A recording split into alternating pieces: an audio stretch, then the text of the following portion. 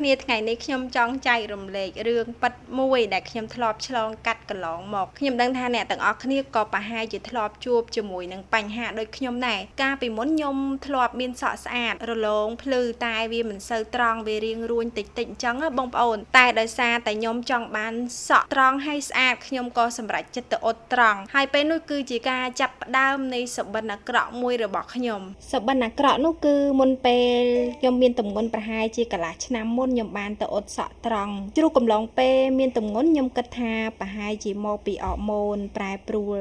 តែមកទេតែគិតឲ្យសពទៅវាក៏មានកត្តាដែលខ្ញុំបានទៅអ៊ុតត្រង់នឹងដែរហើយទឹកថ្នាំដែលអ៊ុតនោះគឺវាមានក្លិនស្អុយតិចដោយសារតែទឹកថ្នាំអ៊ុតត្រង់បានជ្រាបចូលទៅដល់សរសៃសក់និងឫសគល់នៃសក់មិនថាពេលងូតទឹកកក់សក់ជ្រុះទេសូម្បីតែពេលលើកសក់ចងសិតសក់ចងនឹងក៏ជ្រុះដែររាល់ថ្ងៃកុំតែបានសាប៊ូកក់សក់នឹងទេកុំអីសក់ក្បាលខ្ញុំមិនដឹងទៅជាយ៉ាងណាទេប្រហែលជាជ្រុះទំពេកហើយមើលទៅបងប្អូនអាចមើលបាននេះគឺជាសក់ដែលជ្រុះហើយនឹងសក់ដែលដុសថ្មីមានមកជាហូរហែខ្ញុំចាប់ផ្ដើមប្រើជាមួយនឹងសាប៊ូកក់សក់ពណ៌មាសដើម្បីសម្អាតស្បែកក្បាលដោយថ្នម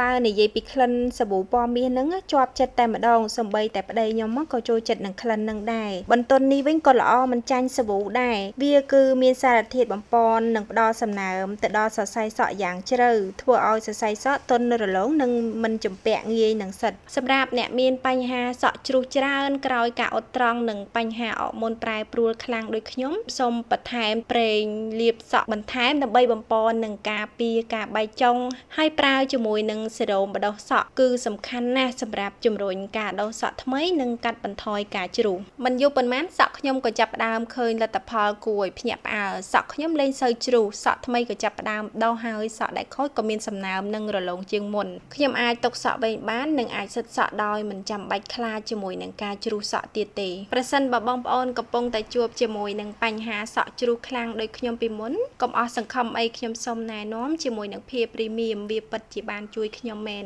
កុំចាំយូរផ្ដល់ឱកាសឲ្យសក់របស់បងប្អូនមានសុខភាពល្អឡើងវិញតាក់ទងមកឥឡូវនេះតាមលេខ Telegram នេះក៏បានឬបងប្អូនអាចឆាតតាម Page ក៏បានដើម្បីទទួលបានការប្រឹក្សានិងដំណោះស្រាយដ៏ល្អសម្រាប់បងប្អូនសូមអរគុណសម្រាប់ការទស្សនា